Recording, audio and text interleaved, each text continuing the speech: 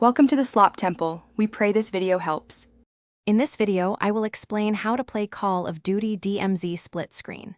However, it's crucial to understand that Call of Duty DMZ, like many expansive online modes, does not currently offer a split screen feature for local co-op.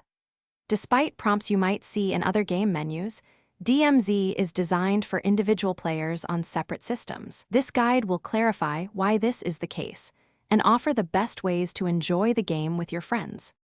The primary reason DMZ lacks split-screen support stems from significant technical limitations. Imagine the challenge of rendering a vast, open-world map with dozens of players and AI combatants, all while maintaining a smooth frame rate for two separate viewpoints on a single console.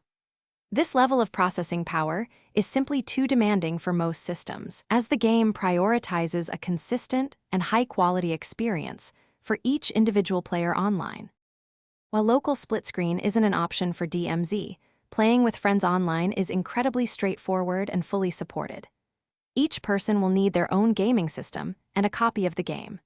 Simply navigate to the social tab within the game, add your friends using their Activision ID, and invite them to your squad. The excellent cross-platform functionality means you can team up regardless of whether you're on a PlayStation, Xbox, or PC. If local co-op is your main goal, don't despair.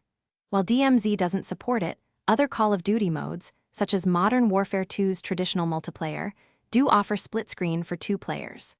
Alternatively, many other fantastic games are built from the ground up for local split screen experiences. You can also enjoy a shared experience by playing other co-op titles with friends, each on their own system, communicating and strategizing together. Thanks for watching. Consider subscribing if we helped you.